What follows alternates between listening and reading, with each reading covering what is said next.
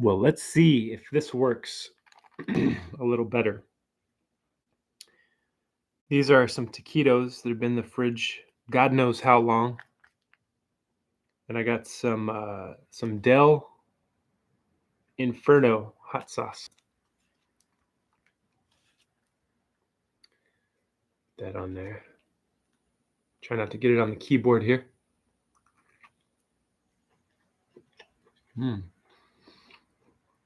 I don't remember what kind these are. Chicken. I don't know. Chicken and something.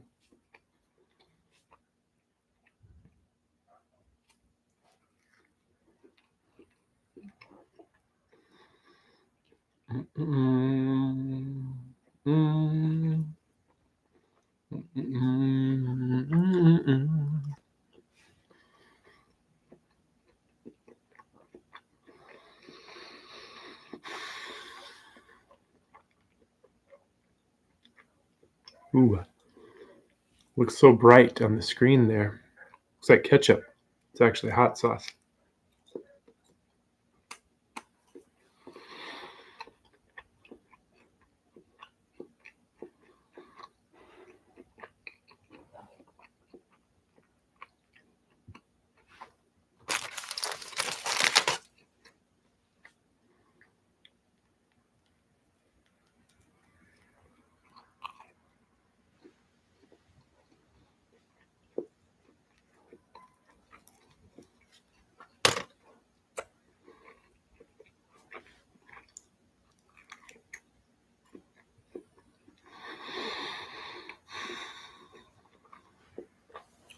The first time that I cooked these,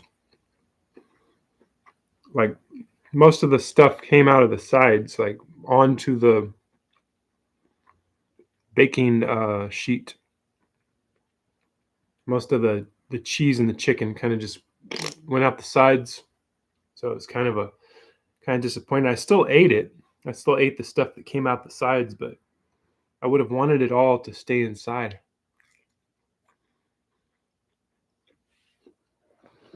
Well, it might be time to get some more hot sauce. Stand by.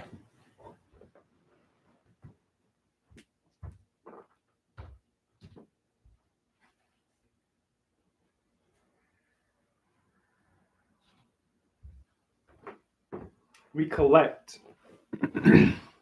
this hot sauce here, this Del Taco hot sauce. This is my favorite hot sauce right here, Del Taco.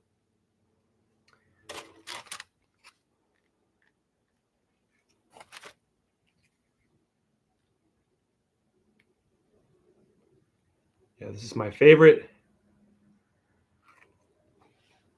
fast food hot sauce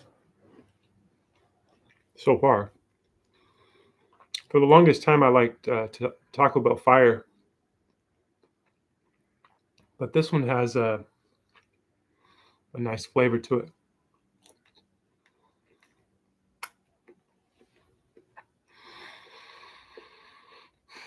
Mm, mm, mm. Also enjoying a nice drink here.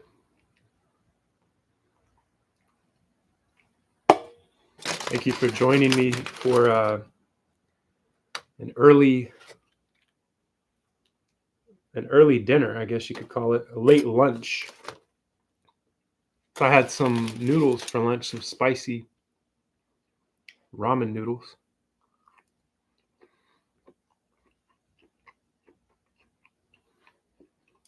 And I eat lots of processed foods, and I really love processed foods. And I think that might be the secret to them not really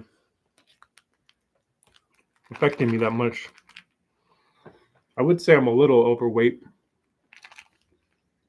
but I still go hiking and I work out and stuff every once in a while.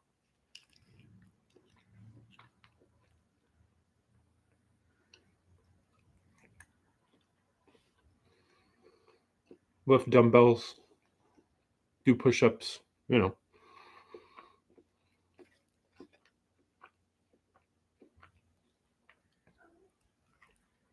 I can see how if I did this too often, if I ate like this close to the computer keyboard, could probably be damaging. Because I'm starting to see little crumbs here. Sit back a little bit away from the keyboard to not get it on there.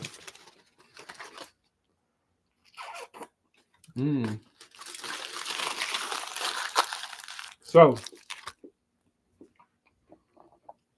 it's the holiday season. What's everybody doing? How's everybody doing? I decided to go live today and not use OBS since I don't know how to use it, and I didn't want it to be all choppy again, like it was the past couple times. So I just I got on my laptop and just went live without hooking it up through the OBS. So I'm gonna look at it right here. I'm gonna go to YouTube and see what it looks like.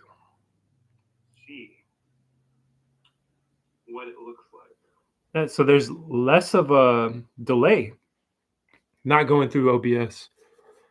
So if only there was another way, an easier way to have like a little intro screen, possibly. I guess I don't really need one. I don't know. I guess I don't need an intro screen, not yet. Plus, there's not a lot of people watching.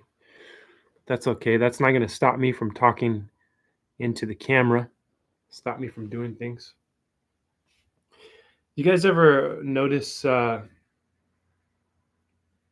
people that, you might watch a guy on a live stream on YouTube, and it's usually the more heavier set guys, and you usually see them like sitting like this. You see a similar video to a similar frame, a similar recording as the one that you're watching now. Not much different, but the guy's like maybe a little more obese, a little more overweight, and and when he moves more than he normally does, more than just your typical movements, you know I've seen some of these guys, like they'll get into,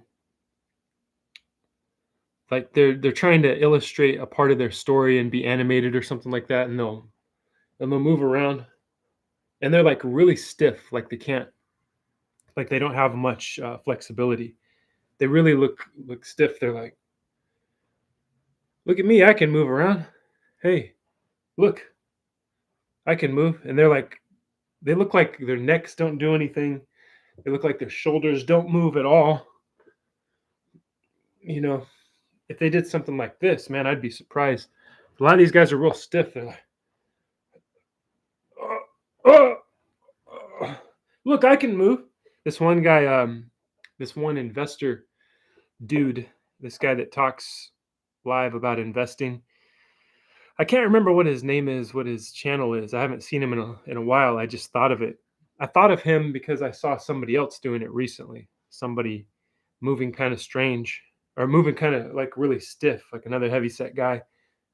I won't mention any names. That's I don't want to be mean, but I need to point these things out because these things disturb me. It's a very disturbing thing when a man can't.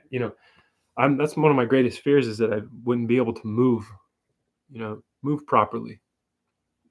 And that's why I do what I do. I don't do as much as I should be doing, but I do go hiking. And when I go hiking, it's usually like an hour 30 to 2 hours. And that makes it's my blood flowing, and I feel pretty good. And I climb trees and I skateboard every once in a while too. So I try to stay active. But this guy that was he's an investor, and he talks about stocks on YouTube, and he was like addressing somebody that was talking about him, and I guess in the chat or something, and some guy was saying like, yeah, some of you guys say that I can't move around, that I'm paralyzed, that I'm always sitting down, and he's like, I'm standing up, and he was recording the video standing up. He's like, look, I'm moving. See, I'm standing, I can move. And he was all like, he was real stiff. And this may be a couple of different things. One thing may be that he's very stiff and very disabled. Another thing might be that he doesn't have rhythm, that he simply just doesn't have like a natural kind of rhythm, like a pop lock and break dancer would have, you know what I mean? He might not be able to strike a pose,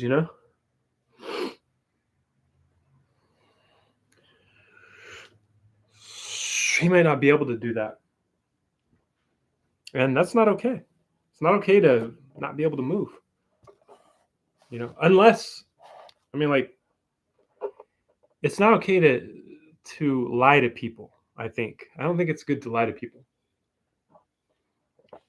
When you're telling them I can move and I'm not paralyzed, and you look like you're being propped up. You look like your whole body's like being propped up, and that you could fall over at any moment, and then you would need help, somebody to sit you back up, Yeah, that's one of the things that disturbs me. One among many things that disturb me about this life, about people in this life. And you may find me very disturbing. Who knows? I don't know. That's up to you to decide. That would be up for you to decide if you find me disturbing, right? But, as usual, what is that? That's like a beer bubble. As usual, we're hanging out in time and space. I have my guitar here. I didn't have anything planned. I'll hold it. I'd have to hold it like this so you can see what's happening. I don't know if there's any way to adjust this without the screen closing on me. Yeah, I'm gonna have to figure out how to get the good angles on the live streaming.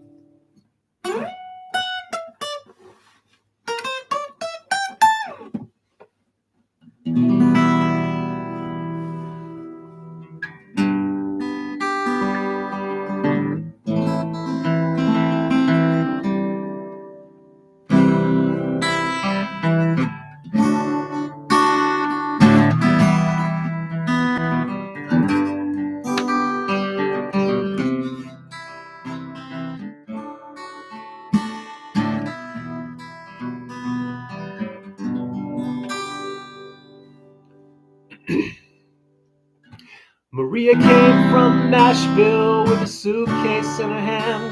She said she'd like to meet a boy who looks like Elvis. Dang it. I don't remember the words. I'm sorry. But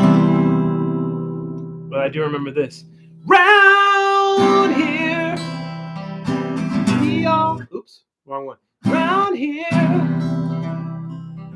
we all look the same.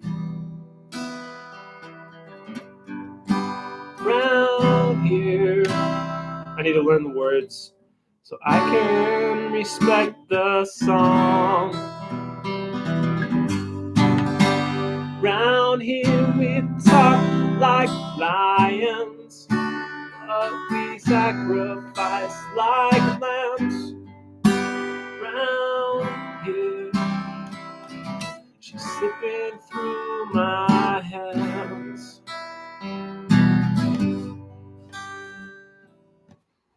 Oh, sorry, Ashley's sitting next to me trying to relax.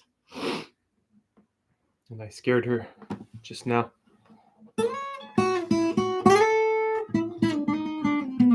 If I had any viewers, I could take requests.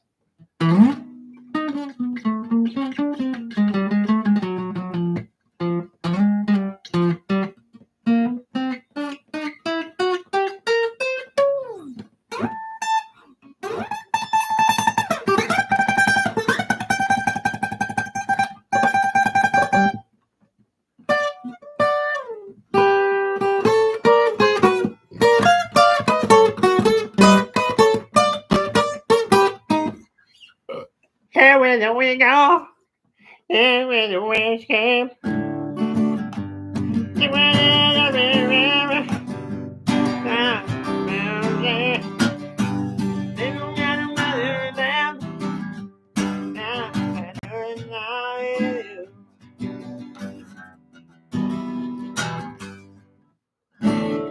How's it go?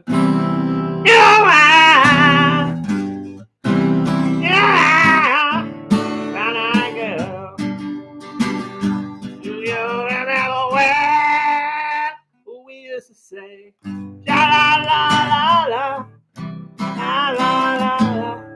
Fuck. La la la la la la la di da. I don't know how it goes. That's okay.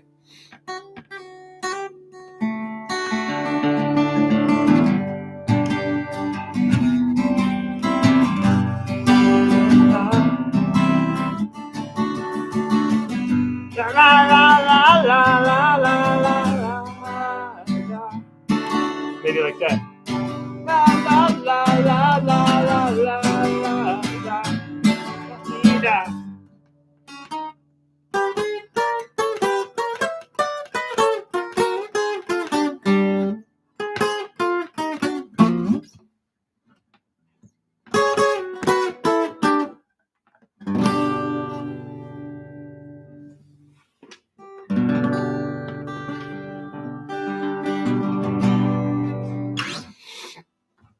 You guys like music? What kind of music you guys like? I'm ready to give up on everything. How about you? You guys like music? You guys have any limiting beliefs out there? Any limiting beliefs? Are you guys addicted to self-help stuff? Well, you've come to the right place, because I am your effing guru. Where's the camera at on this thing? Oh, there you are. I found you. I am your effing guru. Yeah, I got this tutorial that I wanted to talk about. I got this. I got all of these mental exercises you can do, and meal plans and workout plans. Yep, that's what I do. That's what I got for you. Are you ready for that? What do you think? Do you think you can survive my training program? It's called 100 Impossible. That's right. It's 100 days of doing the impossible. You drink 6 gallons of water a day. You do 4 workouts, 2 indoor, 2 outdoor.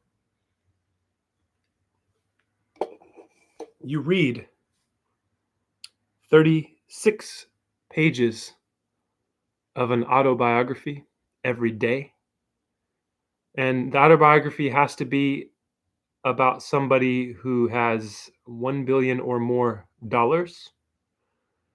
And you also,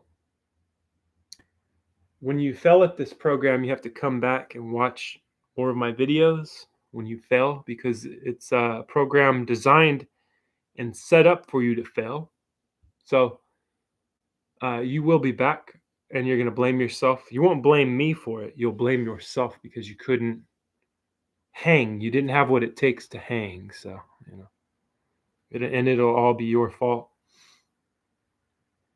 It's getting dark over here on the West Coast. I can see that the sun is setting. The light is fading over here. My battery is dying. But I'm going to keep this going. And someday I'm going to figure out how to get a camera angle here. It's going to be fantastic. It's going to be beautiful. Thank you for watching this. And since there's nobody watching live right now, you're watching this in the future. And I thank you for clicking the video.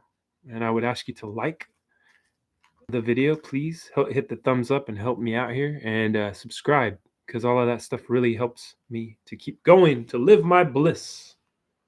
My bliss is to live stream whenever I want to live stream more in life. you know? We can hang out in here, hang out on YouTube. Unless that's not where my people are. Where are my people? Where's my tribe?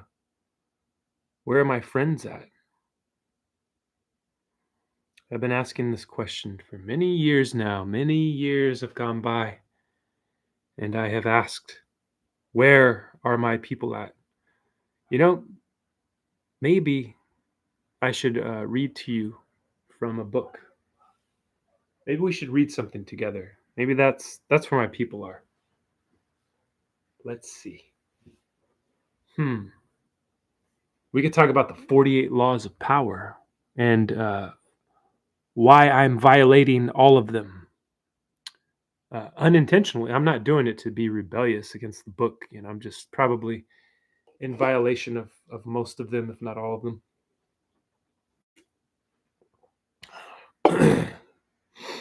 Possibly. I don't know. I don't know what's going on. I don't know what the 48 laws are.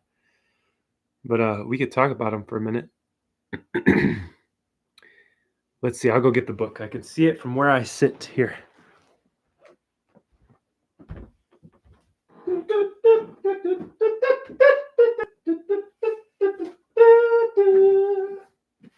It's got a bunch of dust all over the goddamn cover. Because I haven't read it in such a long time. I need to rediscover. So you're sitting here in my living room, joining me for a public reading of the 48 Laws of Power by Robert Greene. I grew up with a guy named Robert Greene. Different guy. He's probably not a writer of any kind, I don't think. He's probably not that successful, now that I think about it. But maybe, just maybe, he is. So, we'll talk about the first law, which is to never outshine the master. Okay? Never outshine the master. Law number 1. Right? Always make those above you feel comfortably superior. In your desire to please or impress them, do not go too far in displaying your talents, or you might accomplish the opposite. Inspire fear and insecurity. Make your masters appear more brilliant than they are, and you will attain the heights of power. Easier said than done, Mr. Greene, easier said than done. Do I have any stories about this? Any personal stories? Not really. Not really. I don't have anything to say about that. I do see examples of it, of people trying to outshine the master. People that are, trying too hard in a corporate setting to be impressive, and then they stab a lot of their coworkers in the back, or they try to lord over their equals. They also step on the toes of their superiors and try to outshine them, and that would be in violation of rule number 1, which you're not supposed to do. Right? Not supposed to do it. I had so many things planned for this live stream today, and I don't know what happened to the notes. I took a full, I had like 5 pages of notes. 5 pages with bullet points and things I wanted to talk about. One of them was, hey, what's up, KW? How's it going? Thank you for joining the stream. This is just a random stream. You will come to find out. It's a random stream where I just, especially when I don't have my notebook with me, which I lost. I need to get more organized. I need to get more organized. Where's the dojo? Oh, this is somebody I know. Who is this? Where's Advice? I think he's in another state right now. AD Vice. Uh, Realize what's up. That was my old rap name. What's up, whoever this is? KW. This could be uh, a couple different people. Who is it? What? Gage? What's up? Gage Gunna, how you doing, man? What's been going on? Thanks for joining the stream. Now I finally have someone to talk to, so I'm not like a insane person just talking to the screen here. Yeah, we're talking about like so back in the day. Let's see. This was it was probably the late '90s when I started to write songs, like write raps and stuff, and then started to make beats back in the day, all the way back in the year of our Lord, 1999, and started making music in the bedroom.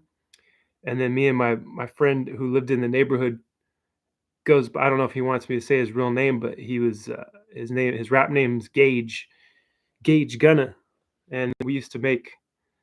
I would make beats, and then we would write lyrics to it and rap, and then we made like tons of songs got made, like probably hundreds, like not no exaggeration. We made like hundreds of different songs.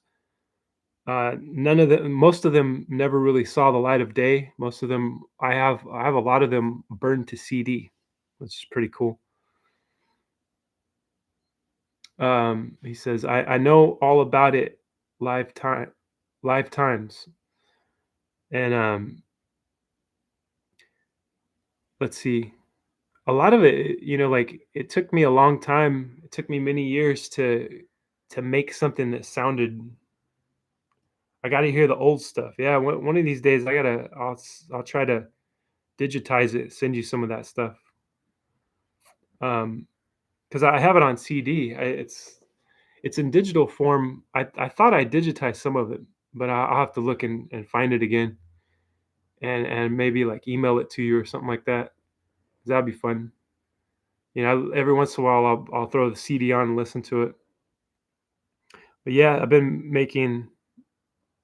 I don't really collaborate with anybody anymore, unless I go like to somebody else's studio or something.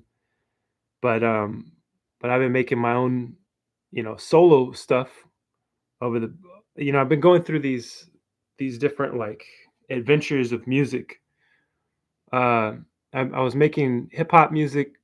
That was the first stuff that I started to really make, where like I was like, okay, I'm really gonna do this. I'm really gonna make music, and it was hip hop music, and that's what I was inspired by, and that's what we made. And then I got out of that. Well, actually, it started.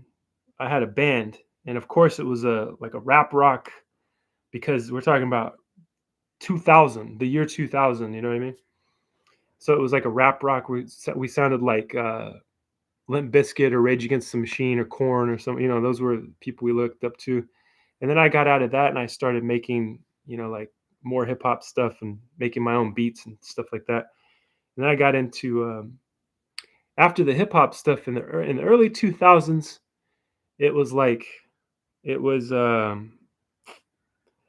got into jazz music, like just I went off the deep end on jazz music, and then I got into like experimental jazz and all of that stuff. It's crazy. And I started making that stuff. I would play the drums, play guitar, play keyboards, um, and I made that kind of music for a long time. Many years, I was just kind of lost in a jazz odyssey. I was lost on a jazz odyssey, and then I remember it was around 2013. And for some reason, I remember a couple of things. I remember Odd Future, Tyler the Creator, and Earl Sweatshirt and Frank Ocean, all that whole collective of people of rappers, singers, musicians. It's like a whole group of music, like everything. You name it, they do it. I mean, I don't know if they're together. I don't think they're together anymore. Odd Future, but they got me back into hip hop, I think. And then I got into like some new. I remember Grand Theft Auto 5 had come out. That got me back into rap music and hip hop.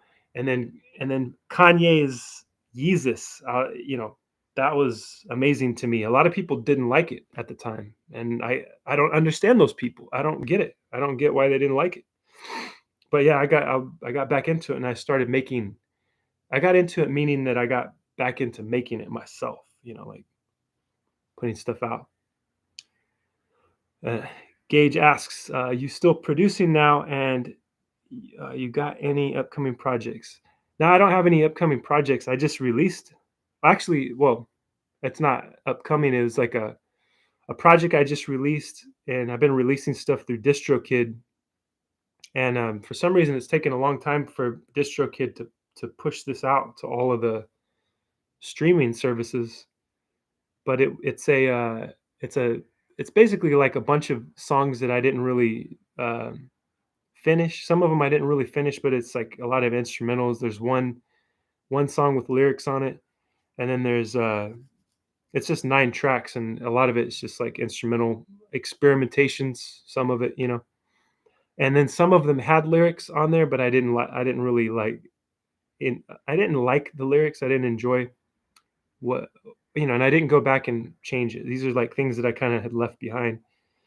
And so I decided like I might as well release some the instrumentals from those projects. You still got the Goat CD and record collection. What are you talking about? The Goat CD? What is that? I don't know what that is. The record collection. Yeah, I still got a bunch of records. I got tons of records. Tons of records. Too many. And I still pull samples off of there. I'll pull a little like one shot. I try not to like do too many loops. Like I don't want to do some copyright violations, so I don't really do the loops. I'll just pull like little one shot sounds, and then I'll like tweak it and mess around with it and make it turn it into something else, and then I still play a lot of stuff onto that. Back in the days when we used to read the credits of the CD. Oh yes, the Goat CD. I still don't know what that means, but yeah, I remember that. I remember uh, reading all the credits of the CD, and just like everybody says, everybody that remembers those times, you know, everybody that remembers buying things, and if you're somebody that still buys records or CDs because they still produce they still make them. There's something extra about you know having a piece of artwork that goes with it. Um, Pulling out the credits, reading it. I was a nerd for all that stuff. I was always seeing who produced the beats or what musicians, like with the jazz world. I was always interested in what musicians were playing on the album, and I would follow these musicians to other albums, because they would be like playing on different sessions with different people, different groups. And that was a way that I knew, okay, like this guy played on this record and I like that, and now he's over here on this record, so I know it's probably gonna be good because he's a good player. And I still do that sometimes. But he says, I meant albums, Wu Tang. Where did we used to buy records and CDs from? We would go to it was so there was a Warehouse Music on Ming Avenue in Bakersfield, and I think that was always a Warehouse Music until it turned into FYE, uh, and then FYE went out of business like maybe last year or a couple years ago. Like it wasn't that long ago, the FYE, and that was kind of like that was one of the last standalone stores. And we would go to Blockbuster Music, and I remember there was a Blockbuster Music, and that was on the east side. That was over there. off of Mallview Road. It was close to the Target over there, and then that turned into a Warehouse Music from and went from Blockbuster Music to Warehouse. There was a time where Warehouse Music was like buying up all those spaces, and they had like Warehouse Music had like 4 stores in Bakersfield. I remember that they had one on White Lane, they had one on Ming Avenue, and I think the one on Ming Avenue became the Guitar Center. I think they had the one on. Actually, they had 2 of them on Ming. I think one on White Lane, and then the one on the East Side. It was crazy. We would spend hours in there. That we would go and like look, and uh, there was like little listening stations where you could like scan the CD, or what was that? Could you scan it? I don't know if you could scan it. Yeah, no, back in the day, I guess they would take the CD out. You would have to give it to some guy, and he'd put it in the CD player, and then he'd give you some headphones and you listen to it. But there was a time at Borders at the bookstore that doesn't exist anymore either. And Borders had like little listening stations, and they're pretty high tech because you could just walk up and scan the barcode, and it would play. I would spend hours in there because I used to live. I lived in Wasco, but I worked in Bakersfield at I won't say where I worked, but I worked overnight, so I would get off in the morning and I would wait for Borders to open, and then I would just go in there and hang out and listen to music the whole time. I would just, like I would listen for hours to music, and I would eventually. Sometimes I would buy the CDs too. Sometimes I would just buy stuff without listening to it and just like try it out. How do you listen to music now? I miss collecting everything. Everything is on apps now. Yes, yes, everything is on app. That's uh, I'm trying to think of the last thing I bought. I have I have bought CDs and records in recent times. I don't think I've bought a CD in a long time, but it hasn't been that long. Maybe like a year or more. But I listen to I just listen through sometimes through YouTube, and sometimes I'll have it downloaded. I'll just download something into my phone and listen. And I really haven't been listening to a lot of music lately. When I listen to music, it's usually podcast or not music. When I listen to something, it's usually podcasts. It's usually not music for some reason. And music is a big part of one of the things that makes me feel good. Makes me happy. So I need to get back and find some stuff to listen to. But I listen on YouTube because for some reason YouTube's the easiest thing to use, and like you could find pretty much everything on YouTube. And when it's like when you're using Spotify, it's like it kind of sucks. I don't like using Spotify. It's hard to. I mean, I guess you have to pay you have to have like a subscription to Spotify to get it to work right, because they won't let you really listen to what you want to unless you have that subscription. Then you can listen to what you want. But there's a bunch of ads now, so it's a different experience now. How do you feel about today's music compared to back then?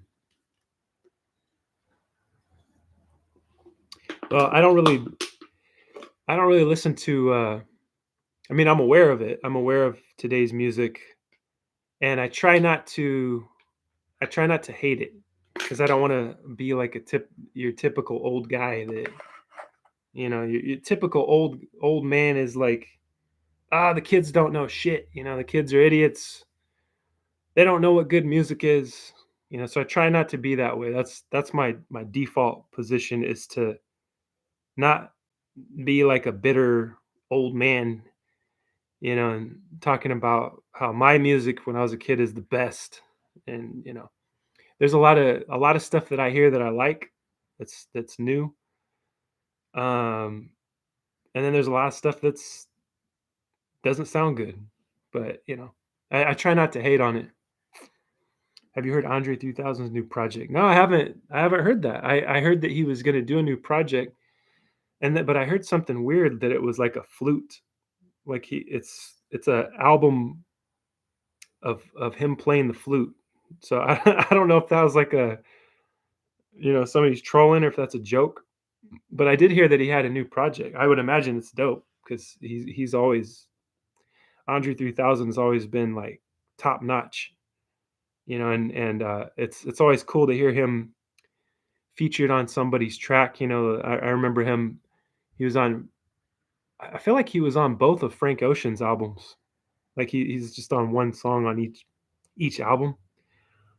Uh, but yeah, he's crazy. Like I remember seeing Outcast. The show was in 2002. It was at Orange. I think it's called Orange Showgrounds in San Bernardino, California. 2002, and it was like the headliners were Outcast and The Roots. I can't remember which one was like the last one to play. I think it was Outcast. So it's Outcast, The Roots. Mos Def was there, Talib Kweli, but what's weird is that they didn't perform as Black Star. They performed separately, which it was still cool. But I mean, it's like, come on, you guys are at the same show, and you're not gonna perform as the group everybody loves. Yeah, but Mos Def, he had a rock band with him at the time, and then Quali, and then the Living Legends. There's a West Coast group. They're like a big group of dudes. All of them have like they're kind of like Wu Tang, like the West Coast Wu Tang. They all have like solo careers and stuff. Living Legends. I think Murs is like the most famous of that group.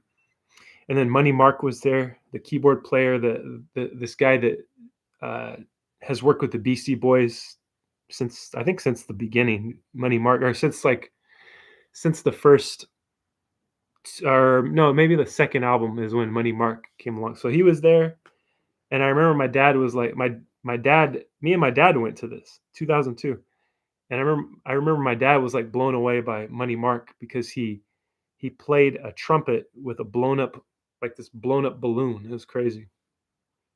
Uh, and then and my dad liked Mos Def too. My dad was really impressed with Mos Def, who now is known as Yassine Bey.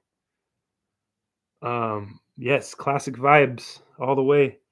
This was like a big festival too. It was like two or three stages, but I think the other two stages were like some kind of DJ. It was like a tent off to the side with like a big like revival tent with a bunch of different DJs, and it was kind of like a rave party going on. But the main stage was like the big hip hop names, and then who else was there? There was a lot of performers at that festival, but that was a good one. Hi, Cafe Olay. How's it going? As you can see, I have somebody in the chat here. This is a good friend of mine who I've been talking to here in the chat. It's my friend. I don't know if I'll just say his name. His name's Corey. This is the guy I grew up with, Corey. And we were talking. We were reminiscing on the past, reminiscing on like the music we used to listen to. I'm still trying to think of somebody nowadays that I really like. So, of course, Kendrick's not new anymore, but I really love Kendrick. He's younger than us, but Kendrick's super dope. Um, I guess like 10 years ago, I would have said, yeah, Kendrick's, when he was new, I would have said, yeah, he's the one of the new people that I like a lot. But I'm just like, uh, my mind is my mind is slipping right now. Like or my memory is slipping. I can't remember uh, the newer the newer rappers. There's some newer rappers that are really good. Uh, there was a guy that was was friends with XXX Tentacion, and I haven't really seen. I haven't really looked for him, but I didn't really see anything from him in a while. Ski Mask, Ski Mask, the Slump God, he was dope. I feel like he was like pretty underrated. I'm trying to think. I would have to do some more research. Uh, you're asking about the top five. I would have to put some thought into that, and maybe I'll talk about that on the next one. The top five, because that's uh that's a good question. Um, I can't even think right now. Let me look something up real quick. Oh no, my battery's going out. Hold on. Yes, we do. We shall catch up one day. We'll hang out one of these days and catch up. Let me see if I can find, what would I search? Newest new rappers. Let's see. Yeah, I don't know any of these names. I know Ice Spice. She's kind of weird. Baby Keem. Okay, I like Baby Keem. Anybody that's connected to Kanye, of course, I'm probably gonna like it. You know. Let's see. What else do we have? Lil Uzi Vert. I haven't heard Lil Uzi Vert in a long time. I liked his stuff. I liked Little Yachty when he came out. I thought he was funny. Uh, Little Yachty is dope. But yeah, that's pretty much it for now because I'd have to do some more research, some deeper research. And now it's time to read this entire book. Are you ready to read this book? The 48 Laws of Power. Did you know that 50 Cent wrote, wrote a book? Like after this one came out, 50 Cent and this author, Robert Greene, uh, collaborated on a book together called The 50th Law, which is pretty crazy. I haven't read that one. Well, you got that book too? That's dope, dude. I I haven't read it. I haven't read the whole thing. I've read parts of it. It's really good though, really good to think about. You know, this it's kind of like timeless wisdom, you know what I mean? Timeless ancient wisdom. I got the newer I got to get the newer ones. Yo, what do you think about what do you think about Marquis de Sade? I heard about the book. That's why I'm asking. Marquis de Sade, he was like a sick degenerate, and that's why I kind of took part of his name because my friends that I hang out with, this group of friends that I hang out with here nowadays, they gave me the name Marquois. I don't know why. I don't know why they started calling me Marquois, and to me it sounded like Marquis, right? Like Marquis de Sade, the author, the writer, and uh, and so I was like, okay, you're gonna call me Marquois, so my name's Marquois de Sade, and it sounded kind of cool, and I just used that name. But every time I put in Marquois, which is spelled with a Q O with an O instead of a U, right? Marquois. Um, Google always wants to correct it and say that it's Marquis. You know what I'm saying? Like it never remembers me, my name. You know, so it's like it's an unsearchable. It's like hard to find the name. It sucks, but maybe excuse me. Maybe one day it'll catch on. You know, um, but it's like a fun name because that's part of my sense of humor. You know, Marquis de Sade was kind of like he was a sadist. I think that's where they get the word sadist, sadomasochism from, and he liked to torture people and shit. So it's, I mean, like it's part of this sense of humor. You know, my songs are pretty dark nowadays and kind of, you know, just I do it to have fun with. You know what I mean? It's not nothing too serious. I'm not a sadist myself. I'm just, you know, that's kind of the character in the music world. I haven't. Have you read his book? I haven't read Marquis de Sade. Are you talking about Justine? I haven't read that book, but I heard a little bit about it. I heard it's pretty crazy. Have you read it? Once I will be right back. Hold on a second.